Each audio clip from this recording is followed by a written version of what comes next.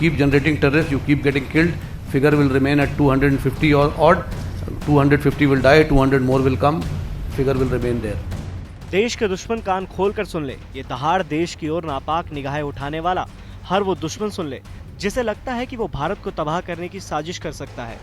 सेना प्रमुख विपिन रावत ने सालाना प्रेस कॉन्फ्रेंस के दौरान भारतीय सेना की मुस्तैदी को लेकर जवाब दिया। जनरल विपिन रावत ने कहा कि भारतीय सेना हर मोर्चे पर मुस्तैद है।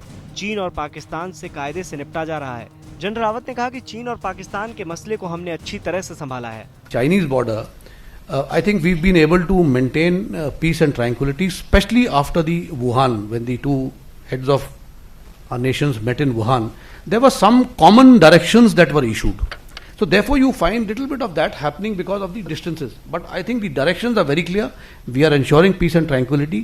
In fact, more and more interaction at the lower commanders level is on. We had a very good meeting on the 1st of January on the New Year's Eve, where at all levels the commanders met. You know that the hand-in-hand exercise has been held. Our people came back from there. हमने भांगड़ा भी करा दिया। ललकार सिर्फ पाकिस्तान और चीन के लिए ही नहीं थी।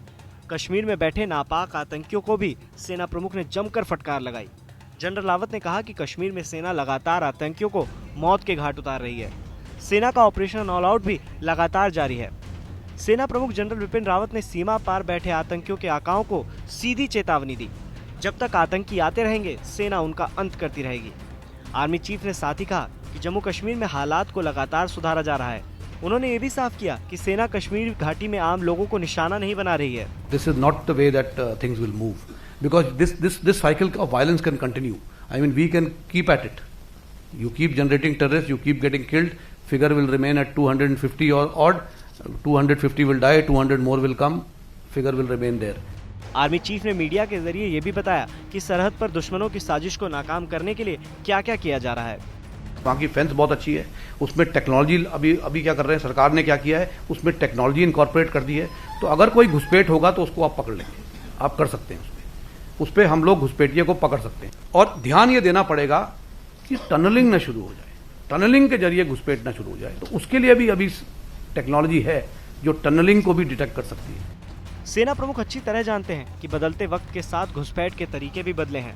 ऐसे में सेना के जवानों को सतर्क करते हुए उन्होंने कहा है कि फिल्म स्टार के नाम से बने फर्जी सोशल मीडिया अकाउंट के जरिए जवानों का हनी ट्रैप किया जाता है। जनरल रावत ने सेना के जवानों को चेतावनी देते हुए कहा है कि अगर कोई जवान हनी ट्रैप जैसी शिकायत दर्ज नहीं करवाता है और बाद में पकड़ा जाता है तो उस पर कड़ी कार्रवाई होगी। सेना प्रमुख की ये दहाड़ पाकिस्तान, चीन और आतंकियों को एक साथ बताने के लिए काफी है कि सुन लो दहशतगर्दों, तुम्हारी भारत के खिलाफ एक साजिश नहीं चलने वाली। ब्यूरो रिपोर्ट, भारत तक।